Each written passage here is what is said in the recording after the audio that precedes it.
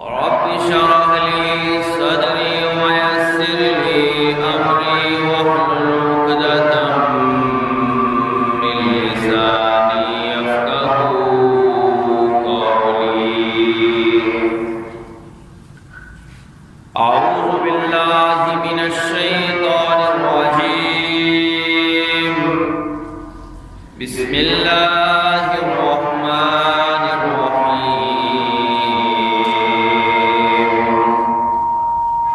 وسيق الذين اتقوا ربهم إلى الجنة زمرا حتى إذا جاءوها فتحت أبوابها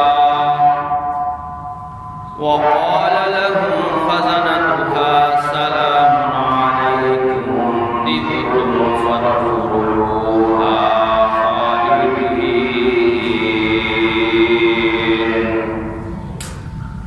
وقالوا الحمد لله الذي صدقنا وعده وأورثنا الأرض نتبوأ من الجنة حيث نشاء فنعم أجر العاملين.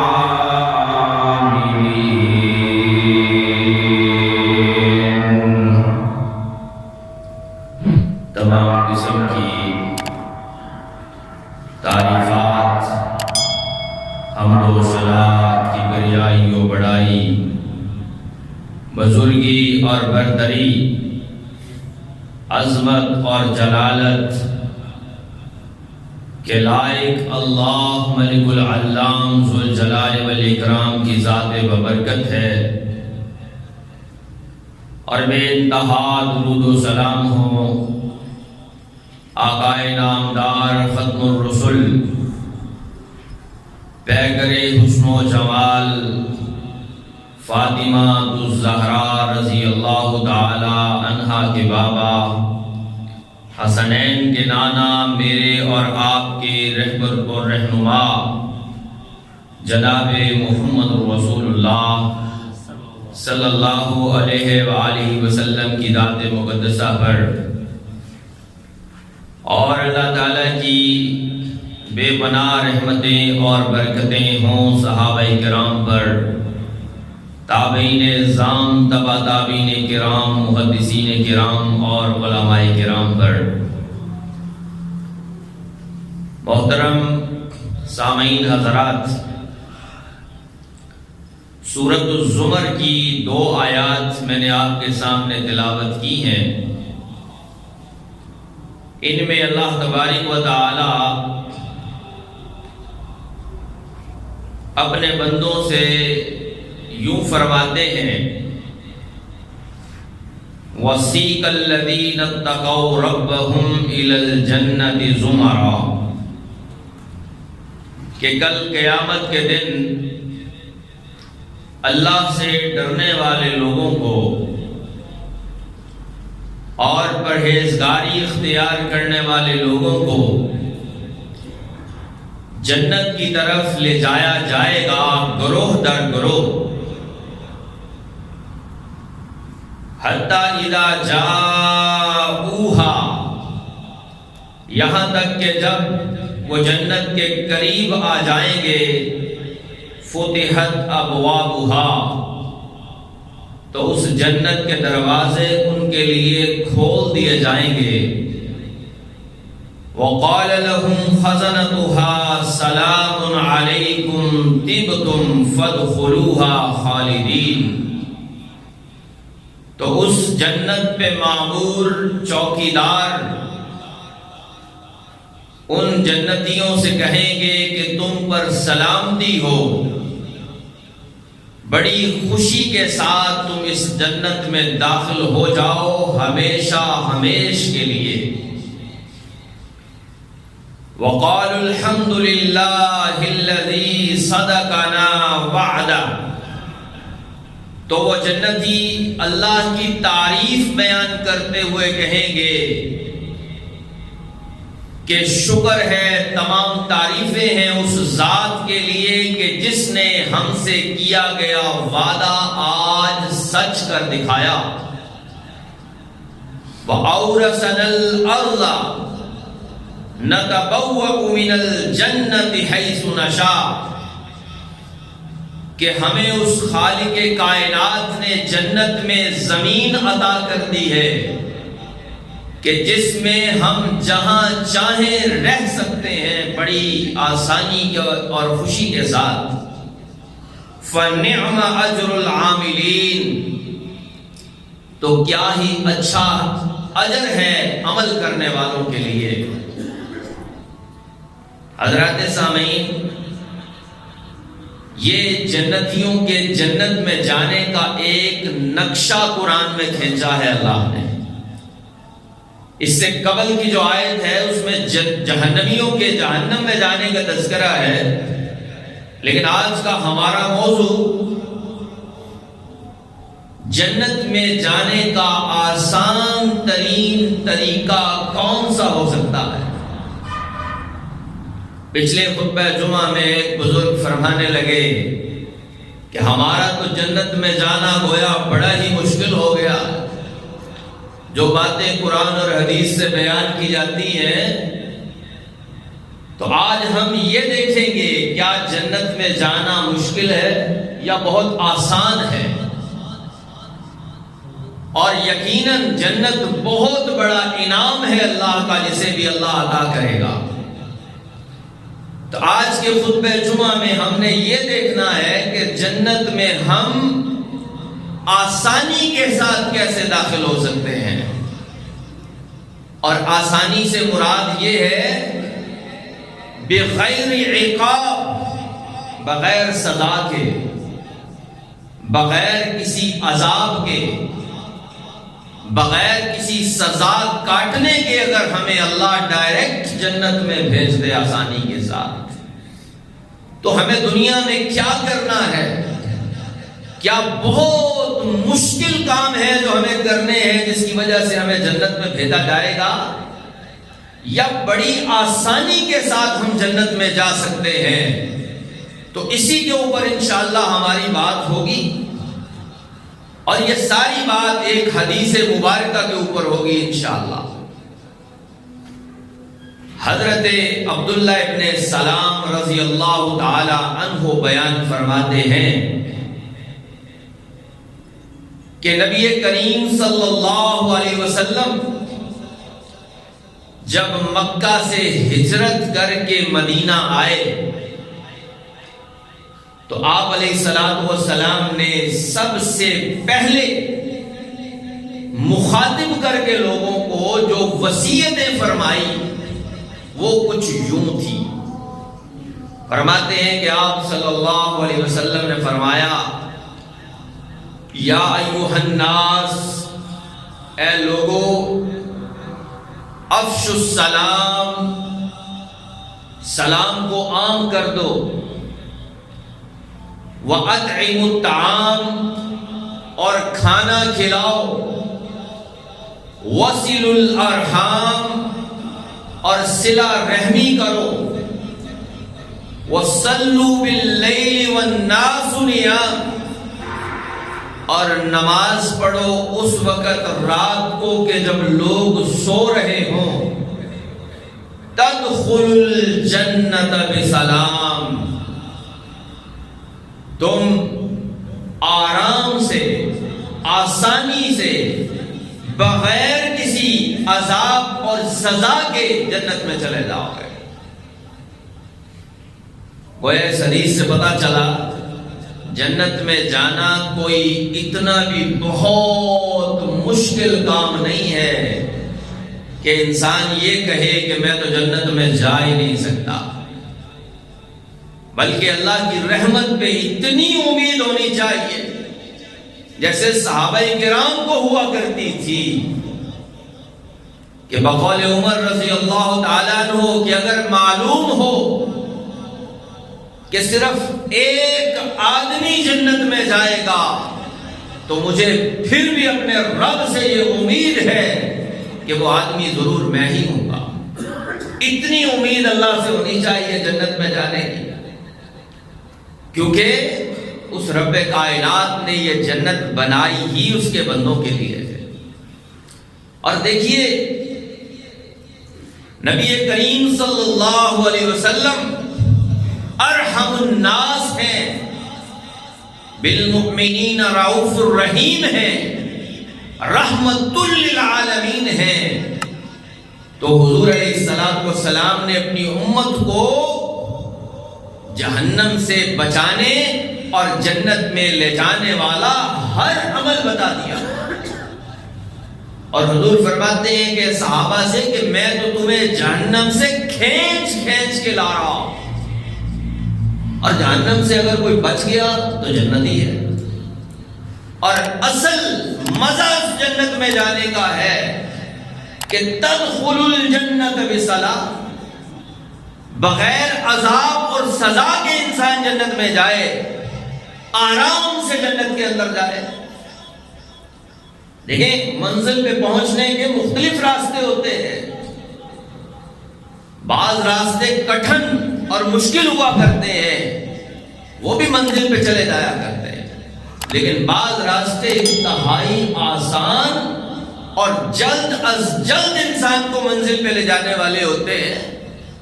تو اللہ کے نبی علیہ السلام نے ہمیں وہ راستے بتائے ہیں کہ تم جنت میں بالکل آسانی سے پہنچ جاؤ گے۔ یہ حدیث عبداللہ ابن سلام رضی اللہ تعالیٰ عنہ اس کے راوی ہیں۔ عبداللہ ابن سلام رضی اللہ عنہ کا مختصر تعارف آپ کے سامنے رکھنا چاہتا۔ یہ یہودی تھے شروع میں، اور نہ صرف یہودی تھے بلکہ توریت کے عالم تھے، یہودیوں کے بہت بڑے عالم تھے حضرت عبداللہ ابن سلام رضی اللہ تعالیٰ عنہ۔ اور فرماتے ہیں کہ جب اللہ کے نبی علیہ الصلوۃ والسلام مکہ سے ہجرت کر کے مدینہ پہنچے، اور مدینہ میں آپ جانتے ہیں کہ اللہ کے نبی نے سب سے پہلا قیام قباء میں کیا، اور سب سے پہلی مسجد وہاں پہ تعمیر کی جسے مسجد قباء کہا جاتا ہے۔ اور حدیث میں جس کی فضیلت بتائی گئی ہے کہ اگر کوئی شخص وہاں پہ 2 رکعت نفل ادا کرتا ہے تو اللہ تعالیٰ اسے ایک مکمل عمرہ کرنے جتنا ثواب ادا کرتا ہے۔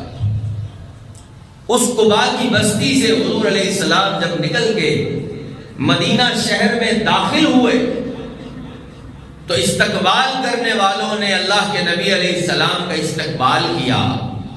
تو کہتے ہیں کہ میں باغ میں گیا ہوا تھا اپنے بچوں کے لیے پھل توڑنے کی وجہ سے، مجھے پتہ چلا تو میں بھاگ آیا کہ دیکھوں تو صحیح اس پیغمبر کو کہ جس کا انتظار کئی دنوں سے یہ انصار کر رہے ہیں۔ تو کہتے ہیں کہ جب میری پہلی نگاہ حضور نبی کریم علیہ الصلوۃ والسلام کے چہرہ پر نور پہ پڑی تو میرے دل سے آواز آئی کہ یہ چہرہ کسی جھوٹے شخص کا چہرہ تو ہرگز نہیں ہو سکتا۔ گویا ایمان تو اسی وقت داخل ہو گیا تھا دل کے اندر، اور پھر نبی علیہ الصلوۃ والسلام سے ملاقات کے بعد اس ایمان پہ مہر لگ گئی اور وہ ایمان پکا ہو گیا اور میں نے اسلام قبول کر لیا۔ لیکن میں نے حضور علیہ السلام سے کہا اللہ کے نبی میں یہودیوں کا سردار ہوں، رئیس ابن رئیس ہوں، میرا باپ بھی سردار تھا، میں بھی سردار ہوں، میں یہودیوں کا عالم ہوں، عالم ابن عالم ہوں، میرا باپ بھی یہودیوں کے علم کا عالم تھا اور میں بھی عالم ہوں، لہذا آپ یہودیوں کو بلائیں لیکن آپ نے انہیں پہلے میرے ایمان کے متعلق بتانا نہیں ہے کہ میں مسلمان ہوا ہوں کہ نہیں، پھر ان سے پوچھئے گا۔ اللہ کے نبی علیہ الصلوۃ والسلام نے یہودی جو مدینہ میں موجود تھے ان کی ایک جماعت کو بلایا اور عبداللہ ابن سلام رضی اللہ عنہ کو چھپا دیا پیچھے، اور ان سے مخاطب ہو کے پوچھا کہ عبداللہ ابن سلام جو تمہارے ایک بڑے عالم ہیں کیا واقعتاً تم انہیں عالم سمجھتے ہو؟ کیا واقعتاً تم انہیں سردار سمجھتے ہو؟ تو سب نے کہا جی ہاں، وہ تو ہم میں سے بہت معزز ہیں، بہت عقل مند ہیں، بہت دانا ہیں، بہت بڑے عالم ہیں، بہت بڑے ہمارے سردار ہیں عبداللہ ابن سلام۔ تو حضور نے فرمایا کہ اگر وہ مجھ پہ ایمان لے آئیں تو تم مانو گے؟ انہوں نے کہا کہ ہو ہی نہیں سکتا کہ وہ آپ پہ ایمان لے آئیں۔ تو حضور علیہ السلام نے آواز دی، پیچھے کمرے سے عبداللہ ابن سلام آئے اور اشہد ان لا الہ الا اللہ واشہد ان محمدا عبدہ ورسولہ کے کلمات پڑھتے ہوئے تشریف لائے۔ تو یہودی فوراً سے اپنے پیروں پہ پلٹ گئے اور وہی عبداللہ ابن سلام جن کے بارے میں کہہ رہے تھے یہ بڑے معزز ہیں، انہیں کہنے لگے کہ تم بھی بدبخت ہو، تمہارا باپ بھی بدبخت تھا۔ یعنی یہودی ایک ایسی قوم ہے جو بہت ہی زیادہ سرکش ہے، بہت ہی زیادہ حسد کرنے والے ہیں۔ یہ ہیں عبداللہ ابن سلام رضی اللہ تعالیٰ عنہ، اس حدیث کے راوی کہ جنہوں نے حضور علیہ السلام کے یہ کلمات روایت کیے ہیں اور آج ہم تک پہنچے ہیں۔ اور کلمات کیا ہیں؟ انہی کی تشریح آج کی ہماری بات ہے کہ جنت میں جانے کا آسان ترین طریقہ، یا انگلش میں ایزیسٹ وے ٹو جنہ، یعنی کوئی مشکل عمل نہیں ہے کہ بندہ کہے جنت میں تو ہم جا ہی نہیں سکتے بھائی۔ سب سے پہلا عمل جو حضور علیہ السلام نے بتایا ہے، فرمایا یا ایھا الناس افشوا السلام، اے لوگو سلام کو عام کرو۔ اپنی کلام میں کثرت سے سلام کا تذکرہ ہو، جب آؤ تب بھی السلام علیکم کہو، جب جاؤ تب بھی السلام علیکم کہو۔ اور صحابہ کرام رضوان اللہ علیہم اجمعین کی سیرت کو دیکھو کہ صحابہ کرام جب رستے میں چل رہے ہیں، درمیان میں کوئی اوٹ آ جاتی ہے درخت کی، دیوار کی، تو جب اس سے جدا ہو کے دوبارہ ملتے ہیں تو پھر السلام علیکم کہتے ہیں، مجلس میں آتے ہیں تو السلام علیکم کہتے ہیں، بیٹھ کے جب مجلس سے جاتے ہیں تو السلام علیکم کہتے ہیں، اپنے گھر میں داخل ہوتے ہیں تو السلام علیکم کہتے ہیں، گھر سے نکل کے باہر جاتے ہیں تو السلام علیکم کہہ کے جاتے ہیں۔ افشوا السلام، سلام کو عام کرو۔ اور یہ سلام کا عام کرنا دلوں کے اندر محبتیں پیدا کرتا ہے، یہ لوگوں کی عزت کو آپ کے دل میں بڑھاتا ہے، یہ اپنے ذہن اور دل سے کینے اور بغض کو، تکبر اور حسد کو نکالتا ہے۔ یہ کوئی چھوٹا سا نسخہ نہیں، السلام علیکم کہنا کہ تم پر سلامتی ہو۔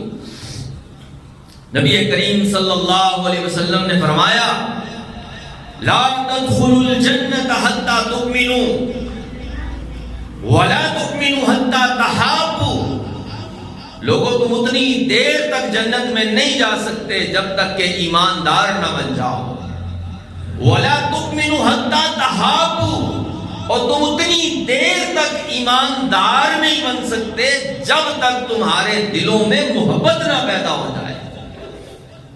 اولا ادلکم علی شیء اذا فعلتموہ تحاببتم، کیا میں تمہیں ایسا عمل نہ بتاؤں کہ جب تم وہ عمل کرو گے تو تمہارے دلوں کے اندر محبت پیدا ہو جائے گی؟ صحابہ کرام نے کہا کیوں نہیں حضور، ہمیں بتائیے وہ کون سا عمل ہے جس کے کرنے سے ہمارے دلوں میں محبت پیدا ہو جائے گی؟ آپ علیہ السلام نے یہی بات فرمائی کہ افشوا السلام بینکم، اپنے درمیان السلام علیکم کو عام کرو۔ یہ ایسا عمل ہے جو دلوں میں محبت پیدا کر دے گا، دلوں سے نفرتیں دور کر دے گا، اور اسی کی وجہ سے تم ایماندار بنو گے، اور ایماندار بننے کی وجہ سے تم جنت کے اندر چلے جاؤ گے۔ یعنی بڑا ہی آسان نسخہ ہے جنت میں جانے کا، کوئی مشکل عمل نہیں۔ اور یہ مسلمان کا مسلمان پر ایک حق بھی ہے کہ اذا لقیہ فسلم علیہ، جب بھی ایک مسلمان دوسرے مسلمان سے ملے تو یہ اس کا حق ہے کہ اس کے سلام کا جواب دے، اور سلام کرے اور سننے والا جواب دے. جیسے قرآن میں اللہ نے فرمایا فَإِذَا حَيِّيتُم بِتَحِيَّةٍ فَحَيُّوا بِأَحْسَنِ مِنْهَا أَوْ رُدُّوهَا، کہ جب بھی تم میں سے کسی کو سلام کہا جائے تو وہ اس کا اسی طرح سے جواب دے یا اس سے اچھا جواب دے اس کو. یعنی یہ قرآن کا حکم بھی ہے، ایک انسان کا دوسرے انسان پہ حق بھی ہے. اور نبی کریم صلی اللہ علیہ وسلم نے جو اسلام کی خوبیاں بیان کی ہیں تو پوچھا گیا حضور سے کہ ای الاسلام خیر، اسلام کا کون سا عمل ایسا ہے جو بڑا ہی خوبصورت ہو، بڑا ہی اچھا ہو؟ تو آپ علیہ السلام نے فرمایا کہ اسلام کا سب سے بہترین عمل یہ ہے کہ تطعم الطعام، تم لوگوں کو کھانا کھلاؤ، وَتُقْرِئُ السَّلَامَ عَلَى مَنْ عَرَفْتَ وَمَنْ لَمْ تَعْرِفْ، اور تم السلام علیکم کہو ہر اس آدمی کو جسے جانتے ہو اسے بھی، اور جسے نہیں جانتے اسے بھی. یعنی یہ اسلام کا بہترین پہلو ہے جس پہ انسان کو عمل کرتے ہوئے کوئی مشقت بھی پیش نہیں آتی. یعنی پوری دنیا میں جب بھی کوئی انسان دوسرے انسان سے ملتا ہے تو خیر سگالی کے کلمات کہتا ہے. ہندو کچھ کہتے ہیں، سکھ یہودی کچھ کہتے ہیں، عیسائی کچھ کہتے ہیں، اور اللہ نے مسلمانوں کو یہ تحفہ دیا ہے، اور یہ تحفہ آدم علیہ السلام سے چلا آ رہا ہے اور جنت میں جانے تک چلا رہے گا. جنت میں جب جنتی جائیں گے تو سب سے پہلے انہیں تحیّۃً و سلامہ، جو انہیں ویلکم کہا جائے گا، خوش آمدید کہا جائے گا، اہلاً و سہلاً کہا جائے گا، وہ اسی سلام کے ساتھ کہا جائے گا. لہذا اس السلام علیکم کے اس عمل کو عام کیا جائے، اسے پھیلایا جائے، کثرت سے اس کا استعمال کیا جائے.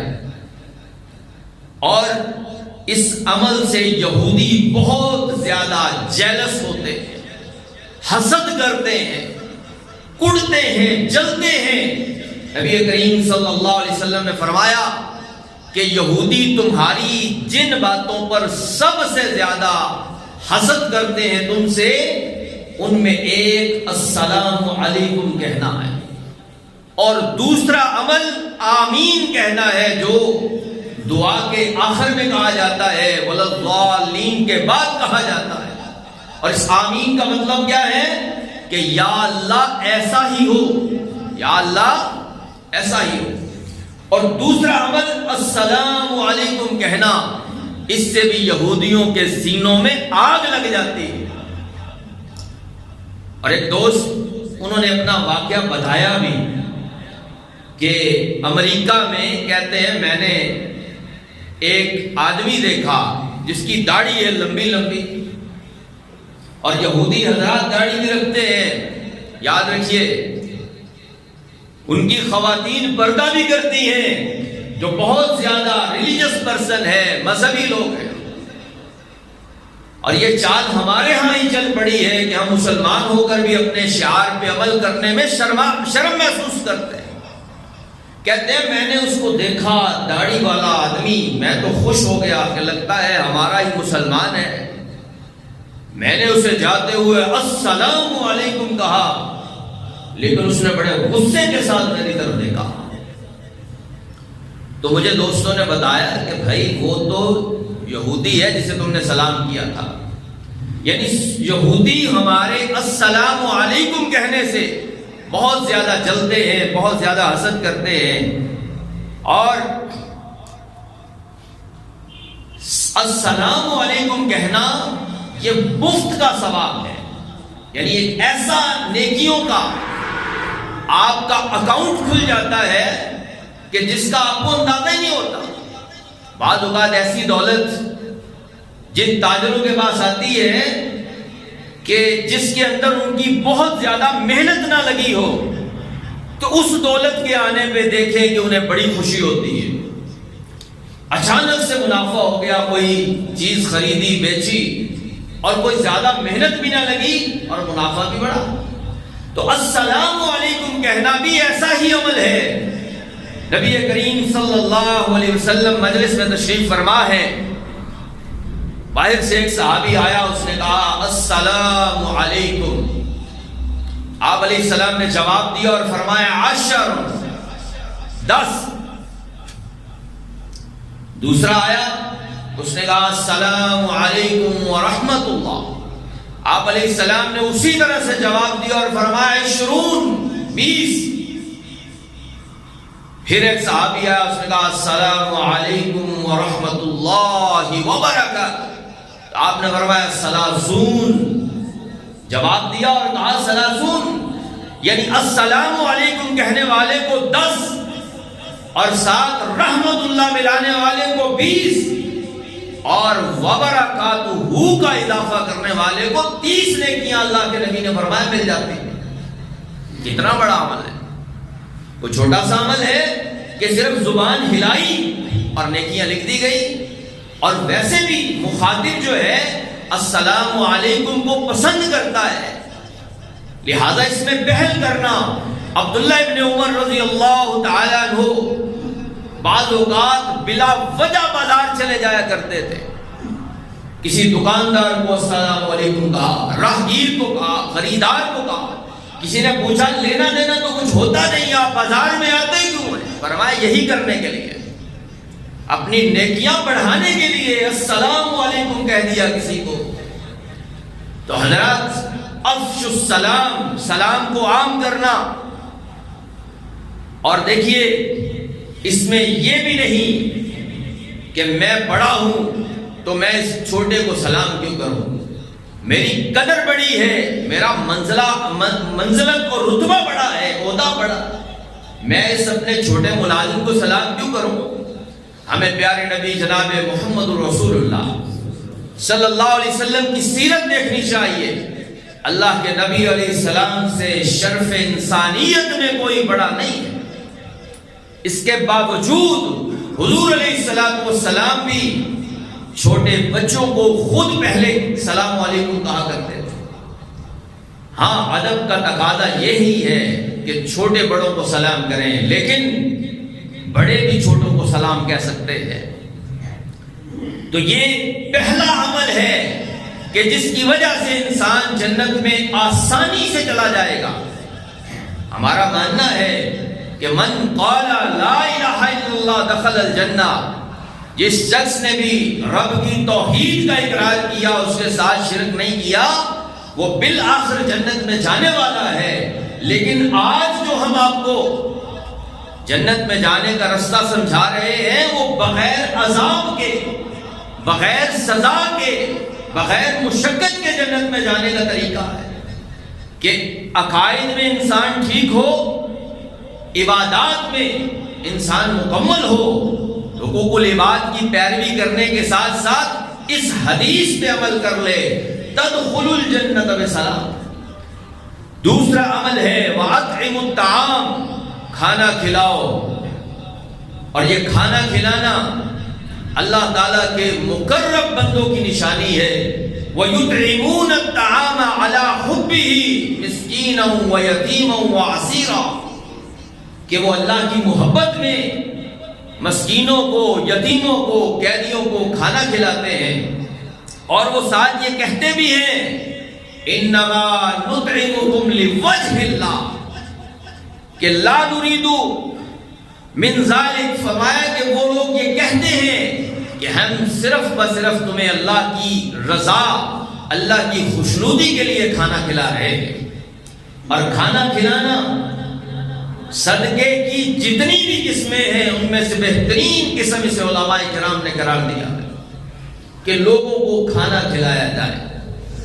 یہ نہیں ہے کہ تکلفات میں پڑا جائے، جس طرح ممکن ہو سکے، جس طرح سے پاسبل ہو سکے۔ اور صحابہ کرام رضوان اللہ علیہم اجمعین کی یہاں پہ بھی سیرت ہمارے لیے بڑی واضح ہے کہ کس طرح سے وہ اس نیکی پہ عمل کیا کرتے تھے کہ ان کے پاس کچھ بھی نہ ہوتا کھانے کے لیے، پھر بھی مہمان کو اپنے گھر سے بغیر کھانے کے نہ جانے دیتے، یعنی اپنا کھانا انہیں دے دیتے۔ حضرت عثمان رضی اللہ تعالی عنہ ایک وقت آیا کہ مدینہ میں رزق کی، غلے کی کمی واقع ہو گئی، گویا قحط کا سا سما ہے، کسی گھر میں بھی راشن نہیں ہے۔ تو باہر سے تاجر راشن لے کے آئے۔ اب ان تاجروں نے تو اپنا راشن فروخت کرنا ہے، تو حضرت عثمان رضی اللہ تعالیٰ عنہ آگے بڑھے اسے خریدنے کے لیے، لیکن دوسرے تاجروں نے اس کا زیادہ ریٹ لگایا۔ حضرت عثمان نے ان سے آگے بڑھ کے ریٹ لگایا، انہوں نے، اور حضرت عثمان نے پھر مزید ریٹ لگایا، یعنی بڑھ چڑھ کر اتنا ریٹ لگایا کہ تاجر کہنے میں مجبور ہو گئے کہ اس سے زیادہ منافع ہمیں کہیں نہیں مل سکتا۔ حضرت عثمان رضی اللہ تعالیٰ عنہ نے جب وہ غلہ خریدا اور مدینہ کے لوگوں میں اسے تقسیم کیا تو تاجروں کو کہا کہ مجھے اس سے بھی زیادہ منافع ملا ہے، اور وہ منافع دینے والی ذات کون سی ہے؟ اللہ رب العالمین کی، کہ وہ کہتا ہے اضعافا کثیرا، یہ دنیا کے بینک تمہیں کون سا منافع دیں گے جو میں دیتا ہوں، بڑھا چڑھا کے دگنا چگنا کر کے تمہیں میں ریٹرن کروں گا، واپس کروں گا۔ لہذا صحابہ کرام کا عمل یہ تھا، اللہ کے نبی علیہ السلام خود بہت زیادہ لوگوں کو کھانا کھلاتے، کھانا کھلانے کی ترغیب دلاتے، اس لیے کہ یہ اللہ کا بہترین بندہ بننے کا ایک عمل ہے کہ لوگوں کو کھانا کھلایا جائے۔ اور میں بتا چکا ہوں کہ تکلفات سے ہٹ کے یہ نہیں ہے کہ آپ کے گھر میں ایک معمولی کھانا پکتا ہے تو آپ کسی کو کھلاتے نہیں، شرمندہ ہوتے ہیں، نہیں، اس نیکی سے ہمیں محروم نہیں رہنا چاہیے۔ جس طرح سے ہو سکے، اگر میں ایک آدمی کو کھانا کھلا سکتا ہوں تو میں ایک کو کھلانے کی کوشش کروں، کوئی 2 کو، 10 کو، 20 کو، 1000 کو۔ اور دنیا میں ایسے لوگ موجود ہیں، خصوصاً بڑے شہروں میں جا کے دیکھیں تو لوگ اس عمل پر جو ہے وہ بڑی تیزی سے کاربند ہونا شروع ہو گئے ہیں کہ وہ دسترخوان لگاتے ہیں، لوگوں کو کھانا کھلاتے ہیں۔ اور یہ دربار جن کے اوپر لوگ جاتے ہیں بدعات کے لیے، شرک کے لیے، وہاں پہ بھی لوگ دیکھیں کہ کھانا کھلا رہے ہیں، اسی وجہ سے بعض لوگ وہاں پہ چلے جاتے ہیں۔ تو ہمیں، جو ہم اپنے آپ کو اہل توحید کہتے ہیں، اس سنت پہ زیادہ بہتر طریقے سے عمل کرنا چاہیے، اجتماعی طور پر بھی اور انفرادی طور پر بھی، کہ ہمیں کھانا کھلانا چاہیے آگے بڑھ کر۔ اور اس میں یہ نہیں کہ اس کو لگتا ہے، اس کو نہیں لگتا، اپنے پڑوسیوں کو کھانا کھلائیں۔ نبی کریم صلی اللہ علیہ وسلم نے فرمایا کہ جب تم گوشت پکاؤ، سالن پکاؤ تو اس کا پانی بڑھا لیا کرو تاکہ اس میں دوسرے لوگ بھی شریک ہو جائیں۔ بعض اوقات ہم دیکھتے ہیں کہ ہم 4 یا 5 افراد ایک بڑے ہوٹل پہ بیٹھ کے اتنی رقم کا کھانا کھا لیتے ہیں جس رقم سے 4-5 نہیں 50 افراد کھانا کھا سکتے ہیں۔ اصل مقصد ہے پیٹ بھرنا، بھوکے کو کھانا کھلانا، یہ عمل ہے۔ لہذا یہ عمل اتنا پسندیدہ ہے، فرمایا یہ تمہیں جنت میں بالکل آسانی سے لے کے چلا جائے گا۔ اور بات کو آگے بڑھاتے ہوئے اپنے مضمون کو مکمل کریں کہ وصل الارحام تیسرا عمل ہے صلہ رحمی کرنا، رشتہ داریوں کو جوڑنا، رشتہ داریوں کو توڑنا نہیں۔ یہ نہیں کہ نئی رشتہ داریاں بن گئی تو پرانی کو خیر بات کہہ دیا۔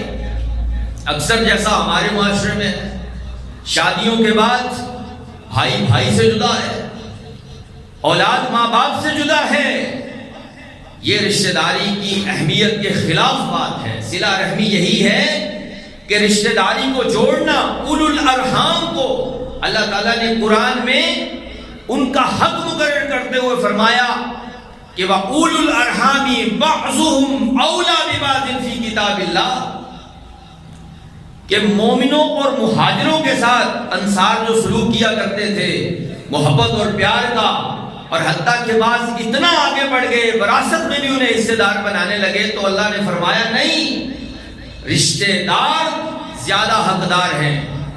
تو رشتہ داری کو جوڑنا، اور رشتہ داری میں بھی زیادہ اہم جو رشتہ داری ہے اس کا پہلا حق ہے۔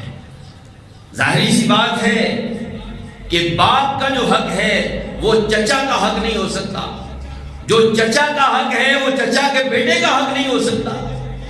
لہذا ان رشتہ داریوں کو سمجھنا، ان کے ساتھ تعلق کو جوڑنا، ان کے حقوق کو ادا کرنا، وَآتِ ذَا الْقُرْبَى حَقَّهُ وَالْمِسْكِينَ، اللہ کے بندے کبھی بھی رشتہ داروں کو ان کے حق سے محروم نہیں رکھتے۔ اسی لیے نبی کریم علیہ السلام نے فرمایا کہ لا يدخل الجنت قاطع، اس رشتہ داری کو توڑنے والا کبھی جنت میں نہیں جا سکتا۔ یعنی اپنے طور پر پوری کوشش کی جائے کہ اس صلہ رحمی کو قائم کرنے کی، رشتہ داری کو جوڑنے کی، یہ عمل انسان کو جنت میں لے کے جانے والا ہے۔ اور چوتھا عمل جو اس حدیث رسول کے مطابق ہے، آپ صلی اللہ علیہ وسلم نے فرمایا کہ وَصَلُّوا بِاللَّيْلِ وَالنَّاسُ نِيَامٌ، نماز پڑھو رات کو کہ جب لوگ سوئے ہوئے ہوں، جب لوگ غفلت میں ہوں، جب لوگ نیند میں ہوں، اس وقت اللہ کے سامنے کھڑے ہو کے نماز پڑھو، جسے قیام اللیل کہتے ہیں، جسے نماز تہجد کہتے ہیں، جسے رات کی نماز کہتے ہیں، جسے نوافل کہتے ہیں۔ اور آپ علیہ السلام نے فرمایا کہ فرض نمازوں کے بعد اللہ کے ہاں سب سے زیادہ جس نماز کی اہمیت ہے وہ رات کی نماز ہے۔ نماز تہجد کے قائل بنے، وَمِنَ اللَّيْلِ فَتَہَجَّدْ بِهِ نَافِلَةً لَكَ، اللہ نے اپنے پیغمبر علیہ السلام کو کہا کہ آپ رات کو اٹھا کیجئے، نماز پڑھا کیجئے۔ یا ایھا المزمل قم اللیل الا قلیلا نصفہ او انقص منہ قلیلا۔ اور اللہ کے نبی علیہ السلام حضرت عائشہ صدیقہ رضی اللہ تعالیٰ عنہ فرماتی ہیں کہ رات بھر کھڑے ہو کے اللہ کے سامنے نماز پڑھتے، حتیٰ کہ پاؤں پہ ورم آ جاتا، سوج جاتے۔ میں نے حضور سے کہا اللہ نے تو آپ کے لیے جنت لکھ دی ہے، آپ نے فرمایا فلا اکون عبدا شکورا، کیا میں اللہ کا شکر گزار بندہ نہ بنوں؟ تو ہمیں بھی اس غفلت کو چھوڑ کے نماز کی طرف آنا ہے۔ اور اس کا ایک معنی یہ بھی کیا لوگوں نے کہ جب لوگ نماز سے غافل ہو جائیں، اللہ کی عبادت سے غافل ہو جائیں، اس وقت اللہ کی عبادت کرنا، اسپیشلی خصوصاً فتنوں کے دور میں عبادت کرنا۔ آج آپ دیکھیں یہ فتنوں کا دور ہے، کیسے فتنوں کا دور ہے کہ عبادت کا وقت آ جائے، پوری کی پوری مجلس جو ہے وہ عبادت سے غافل ہے، اس موقع پہ اٹھ کے اللہ کو یاد کرنا، نکل آنا اس مجلس سے، چھوڑ دینا اس محفل کو اور آ کے اللہ کو یاد کرنا فتنوں کے دور میں۔ اور خصوصاً ایسی آبادیوں اور بستیوں میں، یورپ میں لوگ رہتے ہیں، امریکہ میں رہتے ہیں، وہاں پہ عبادت کرنا کہ جہاں پہ لوگ بالکل ہی اللہ کو بھولے ہوئے ہوں، اس وقت عبادت کرنا، اور خصوصاً من آخر اللیل، رات کے آخری حصے کے اندر جب اللہ رب العزت نازل ہوتے ہیں اور فرماتے ہیں ہے کوئی جو مجھ سے مانگنے والا، میں اس کی دعاؤں کو قبول کروں، اس طرح سے اللہ کی عبادت کرنا۔ تو حضرات سامعین، آج ہم نے ایک حدیث کا تذکرہ فرمایا ہے جو نبی کریم علیہ السلام کی حدیث ہے کہ یا ایھا الناس، اے لوگو، افشوا السلام، سلام کو عام کرو، واطعموا الطعام، کھانا کھلاؤ، وصلوا الارحام، صلہ رحمی کرو، رشتہ داری کو جوڑو، وصلوا باللیل والناس نیام، اور رات کو نماز پڑھو جب لوگ سوئے ہوئے ہوں، تدخلوا الجنت بسلام، تم آسانی کے ساتھ جنت کے اندر چلے جاؤ گے۔ اللہ رب العزت سے دعا ہے کہ اللہ تعالیٰ مجھے اور آپ کو اس حدیث پر عمل پیرا ہو کے آسانی کے ساتھ جنت میں لے جائے۔ وآخر دعوانا ان الحمد للہ رب العالمین۔